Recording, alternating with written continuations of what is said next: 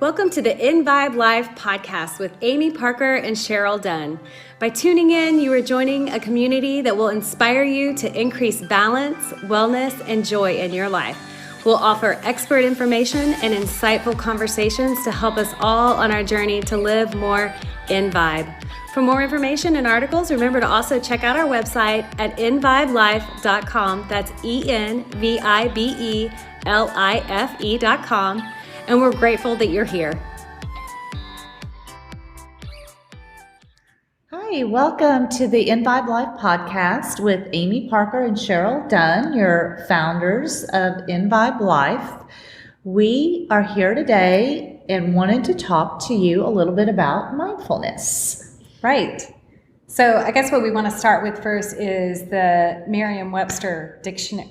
Definition of mindfulness. The official definition. We might be dating ourselves, right? Because when we were young, it was all Webster's Dictionary. Yeah, that was the gold standard. Now it might be it's Google's probably dictionary. dictionary.com or eDictionary or iDictionary, but we have the Webster's definition of mindfulness, and I'm going to read it to you. It's the practice of maintaining a non-judgmental state of heightened or complete awareness of one's thoughts, emotions, or experiences on a moment-to-moment basis. So the first thing that jumps out to me in that is awareness. Yes. Heightened or complete awareness. Yes. And so we talk about that all the time, even in particularly mindful movement and the term body awareness. I know you incorporate this everywhere, every day. Every day you're teaching and everything you do. Yeah, it's one of the first things I really feel is my goal with somebody is to teach them to be aware of the state that their body's in.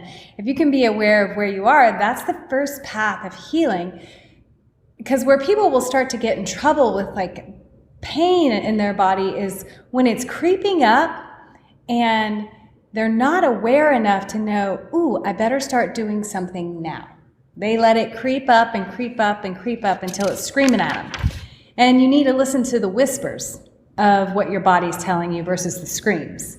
And when I can have somebody be aware of what's going on, there is the first step to making changes to what's going on in their body. And that's how I incorporate awareness in my job as far as movement goes with working with people.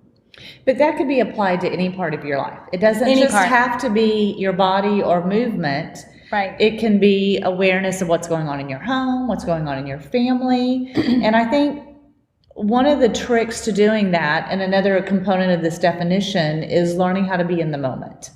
Correct. The definition says, let me see, what does it say? Moment-to-moment basis, experiences on a moment-to-moment basis. And we hear about being present all the time, but I don't know if a lot of people really take time to wrap their minds around what that means. Right.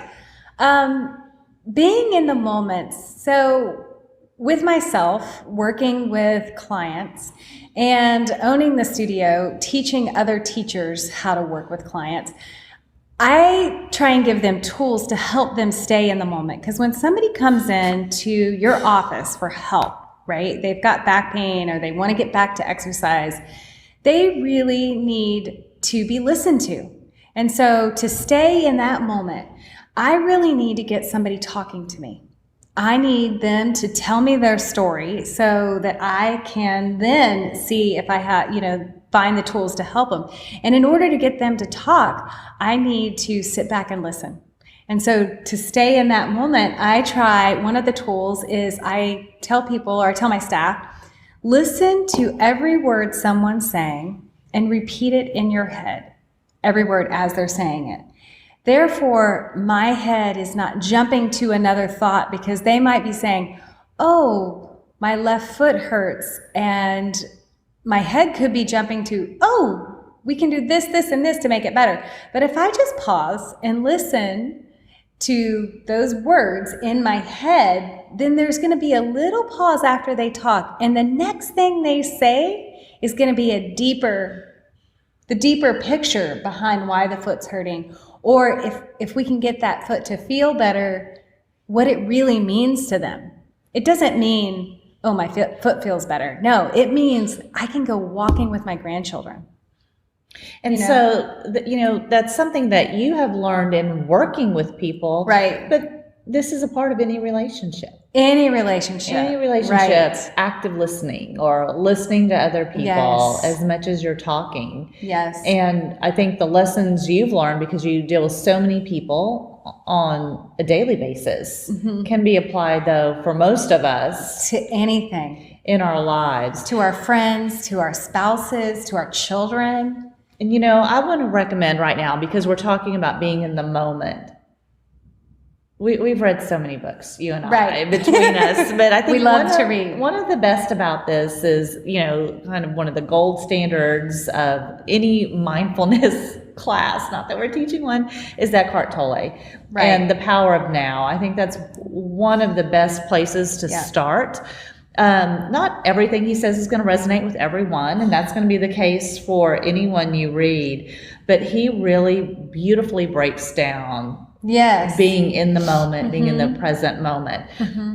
And some of the things that come to mind is, pay attention to nature when you're in nature. Right. Pay attention to your body and how it feels. Yes. I know you said that in terms of listening to what someone's saying, but doing a body scan on our own body and understanding how it feels. Lie down, get still, get quiet, and pay attention to what's going on within you. That's being in the moment. Cheryl, that, and we've talked about this, I think, on our first podcast, that I start most days in meditation. And a lot of people think that's a very onerous task. Like, oh, I don't have time, or I can't sit still. That would be me thinking that. Right. But it doesn't have, it can be whatever is meaningful to you. Right. So if it's 3 minutes for you, that's 3 minutes. Sometimes if it's that's 5 minutes or 10 minutes, and my goal is usually 20 minutes, but a lot of days it's 10, and some days it doesn't happen at all, but I try to start. And one of the reasons I like to do that, besides that it makes me feel good and it's just a great place to start my day, is if I do it in the morning, then during the day when I have moments of frustration, I have that place to go back to. That place that I've found in meditation, it's my reference point. And so if I'm stuck in traffic, if I'm really annoyed at someone in the grocery store line, or the person at the bank, or someone you're dealing with on the phone, or whatever it is, you can go back to whatever your tools are, your breath, your mantra, your affirmation, and bring yourself back to that place of calm and that place of remembering, oh, this is what's real. Right. All that other stuff isn't what's real. This is what's real. But there are even other techniques you can use to increase your awareness and your attention. Right. So I sometimes wake up with a little back pain, hip pain, that kind of stuff. And the first thing I like to do is I like to wake up before anybody else in my house. I do too. Because I like it to be my time, that quiet time. Unfortunately, I have a crazy dog that wakes up within 30 seconds of me, because he's like, let's go run, let's go run, let's go run, let's go run, let's go run. Which is fine. He's not talking. He's just energetically telling me he would love to be out on the streets with me. So I leash him up and out we go. And the whole time I'm running, I either say my mantra or I'm telling my body how to be more symmetrical in my run, so that I'm not, I tend to be dominant on my right side, so that I'm not powering through with my right leg, that my left leg really shows up and does just as much work as my right leg, and that my shoulders are down, and that, my low back is long instead of arched. And, I talk myself through this. So this is my way of being mindful through my run in the morning, so that the rest of my day, I'm just more centered. I'm standing on both feet instead of always leaning to the right. And I guess that's my little moving meditation, where I listen to Amy, how she can get 20 minutes in of sitting still. It blows my mind. I think it's like super meditator. But I guess I go get 30 minutes of running in, and that's how I do it. And for some people, it might be listening to music. Totally. For some people, it might be coloring. Yeah. For some people, it might be just looking at nature. Walking in nature, yes. And if walking is breathing, just hard for you, don't feel compelled. Right. Just go look at the leaves or maybe walk barefoot in your yard. Yes, that's a good one. So many things. All right, so I want to go to the next thing that jumps out at me in the definition of mindfulness. Yes.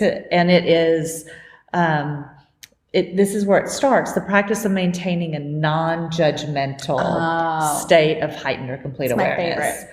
I think it's the key. I think it's the one that so many of us struggle with. And okay, so here's the first thing. Recognize we all do it. We all do it. Judge. And we're not, right now, Cheryl and I aren't even talking about judging other people. No, just we're ourselves. Talking about judging ourselves. Yeah. And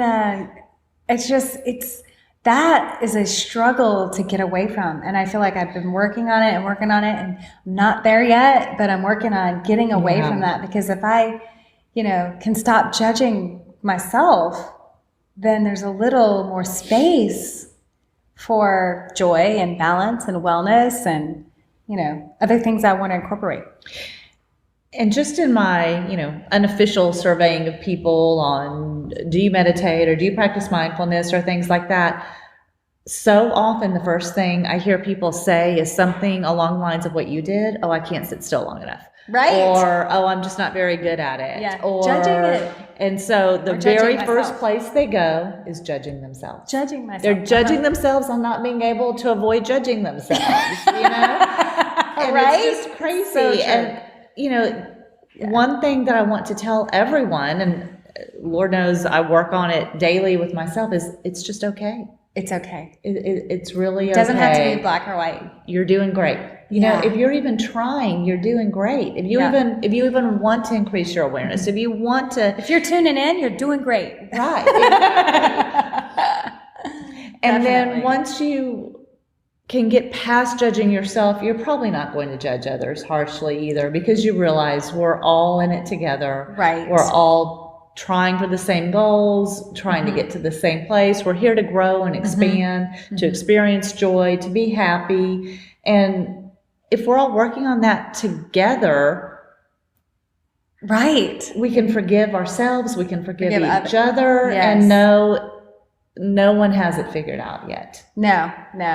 But I have found when I can release the judgment behind things, there's a whole lot more joy. Right. A whole lot more joy. Because, say maybe I'm judging somebody else for something that's happened. If I can release that and not judge them, then 99% of the time, whatever I was judging is not true. It's not true. Like I might be saying, oh, they intentionally did something to hurt me. Probably not. And if they did, they really probably need a whole lot of love. Because because what sort of place are you in if you're trying to hurt someone else? Right. So it's nice but that's a goal, is to release that judgment, to stop judging. Or what I'll find that I do myself is that I see somebody judging, and then here I am judging them for judging. Right. So that is, and I have to take a step back and be like, what are you doing? And then just talk myself off of that. And when you release it, then you're not angry at them for whatever you might have thought they were doing that was judgmental. Right? And so I'm going to put you on the spot. When you say I release that, do you have a certain technique, or is it just kind of going back to that place of peace and calm? I don't know if I have a certain technique. I try and there's this word that kept being thrown at me over the years that didn't make a whole lot of sense in the beginning, but now is very clear. I try and get away from duality. And duality to me is this feeling, and there's many ways to think of that word, but one way to think of it is, in duality, it means I'm right, you're wrong. Right.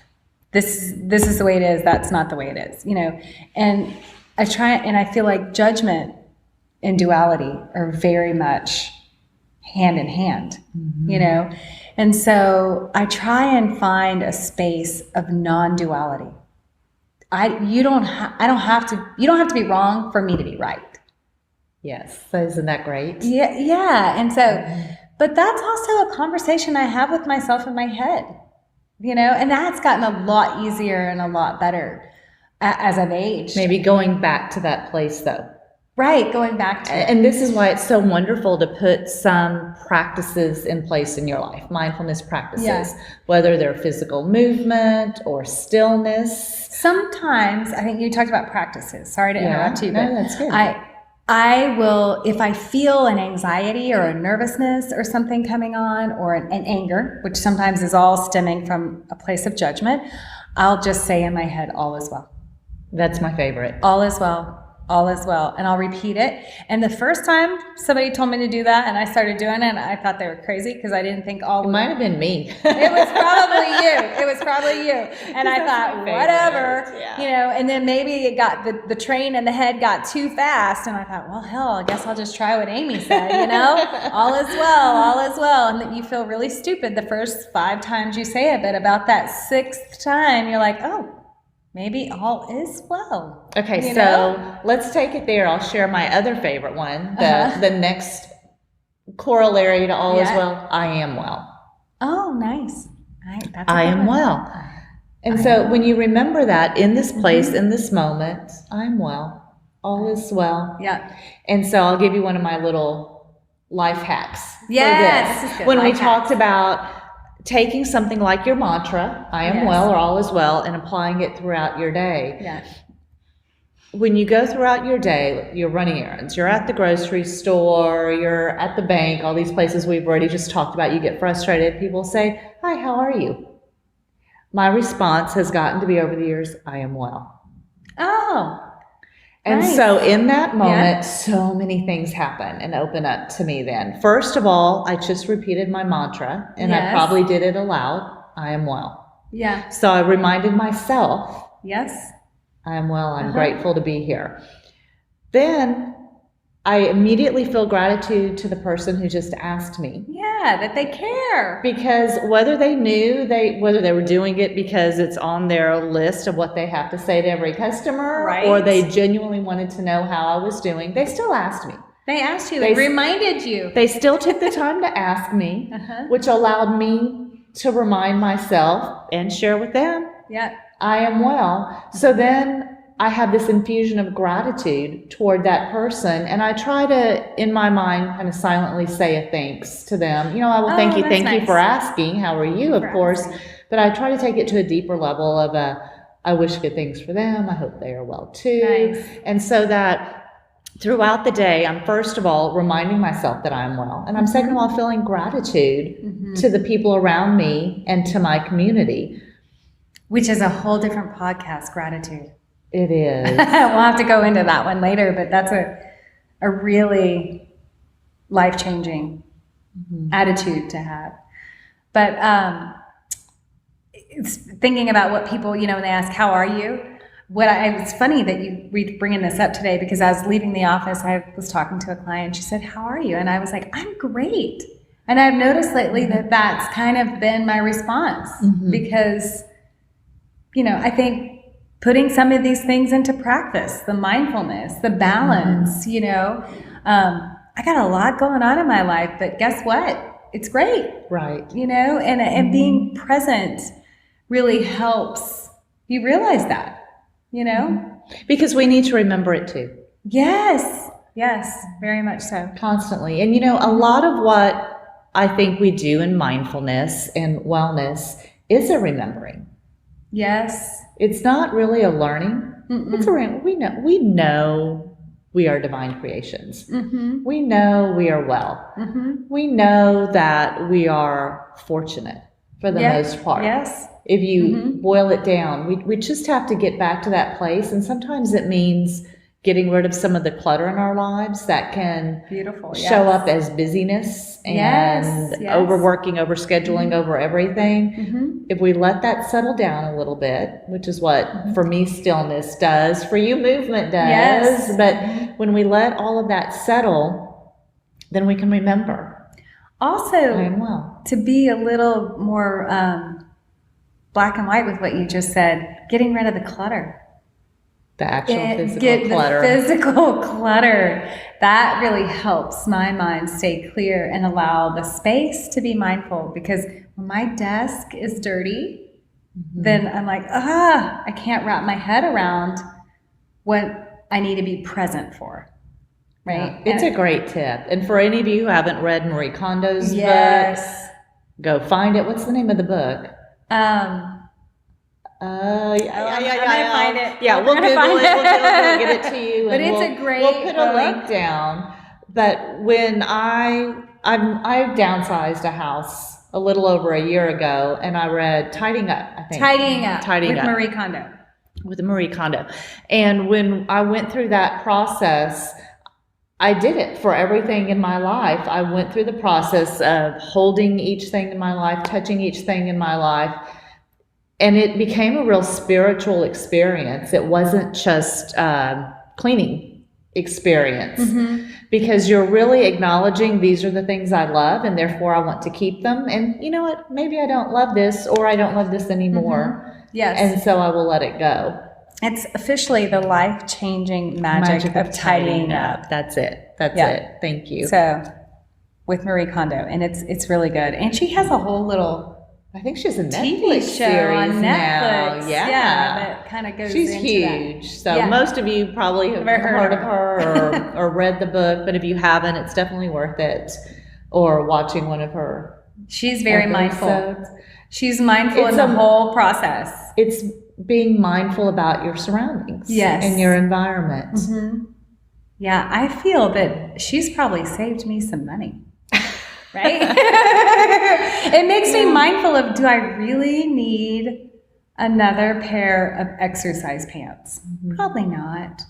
You know? And we're getting off on an even bigger tangent now. But I think you know this. I've had a few periods in my life where I designate a period of time, and during Lent, but you can do, during the month of December, or for the next 15 days or whatever you want to do. I'm not going to buy anything new for myself. And when you come out of that period, it really, really makes you more mindful. Right. I think about anything you're going to bring into your surroundings. Because I'm not saying that things are bad. I'm saying choose the things you love, or that will really help bring you joy, or someone around you, someone near you. So in short, boiling this down, there are so many different ways that word mindfulness, a lot of people think it just means meditating, or it just means something spiritual or something new age. It really doesn't. It's kind of an approach to life. Well, another way that I implement it in my life is with my children. I have 2 young children, and they talk a lot, and I'm trying to get dinner ready, and just like every other mother, right? And they're talking. I try and really be present with what they're saying. And if I know I can't because I have to get something else done, I just let them know, hey, I'm not listening right now. And sometimes they continue to talk anyway, but I warned them, Mom's not really hearing it. But I try. You do a great job of that. I try and listen to them and make eye contact to let them know that they've got me, right now, you've got my attention. And that took some work. And this is something I need to work on. My kids are a little older than yours, and they have their own lives and hectic schedules. It's different, yeah. It is very different. And I find that I have an easier time applying principles to myself than I do to my parenting relationship. Right. That's the relationship I have the hardest time with. I think parenting and bringing mindfulness to parenting, and doing it without stillness. judgment. Parenting without judgment. That's a lesson in judging yourself. Yes. Because don't we, moms and dads, Mom I'm sure guilt too, is feel so real. guilty. Yes, about everything. Real. Yes. And you always hear parents say, if I could take that pain for myself, I would. And we try to. We try to. And sometimes because we feel like we should. Yeah. Because of that guilt. Yes. But parenting is probably the most challenging place to be mindful. It is for me. I think most people, parenting's easy. It's not easy. They did not send us home with a manual. No. So I think children, movement. We've talked about, speaking of another place I'm mindful or work on mindfulness is with my staff. I try, as much as I don't want to be their parent, it is almost that type of relationship. I need to listen, give them my attention, give them eye contact, be the sounding board that they need, And for those of you who want to take the time, Cheryl's written a great article on implementing core values in your business, which really incorporates a lot of these principles, and it's on EnVibeLife.com. You can go check that out. Right. But it really, you and Stephen have done a great job of creating not only an environment where you promote mindfulness in your clients and your patients, but also and with our staff, in your staff, and with each other. I think that has to come. One thing I've discovered as a business owner that mindfulness is my goal with my clients. If we don't have it as staff with each other, when somebody comes into our facility, you can feel that. If we're not getting along as a staff, it doesn't work. That's not a place of healing. So I tried all the things that I really wanted to implement with the relationship of instructor-client had to first be instructor to instructor, right? Or PTs to Pilates instructors, that we all really listened to each other, became aware of the space we were creating, and just really being mindful of, how we spoke to each other, how we built each other up, and listened to each other and helped each other out when maybe things weren't going great. So that's one makes it an authentic goal or an authentic environment. And it's not always easy, just like the whole parenting thing. It's not always easy, but we're trying, Okay, I think this is about bringing us to the end of our time. I'm going to just kind of wrap up the key elements we talked about, though, through that definition of mindfulness. And one was awareness. In each moment. So being present in each moment. Non-judgment. And non-judgment. And so this is a place to start. I think we can probably talk about all of these things over and over and over again. And that's why we wanted to bring this conversation out early in our podcast series, because we know we'll refer back to some of these elements. So we hope you've gotten a couple things to start thinking about, and maybe a little indication of some of the themes you'll see throughout the EnVibe Life podcast. And we're so glad you joined us. Yes, today. Thanks for listening. Thank you. And we'll have some links on our website that will take you to some of the books that we referred to over the podcast, that maybe you can read some of those, and that'll help you become more mindful in your life. Out. Yeah. So thank you so much. We hope you have a great day. We are all well. Bye. All is well. All is well. Thank you for listening to the EnVibe Life podcast. For more information and to join our community, be sure and check out our website at www.envibelife.com. We look forward to sharing with you.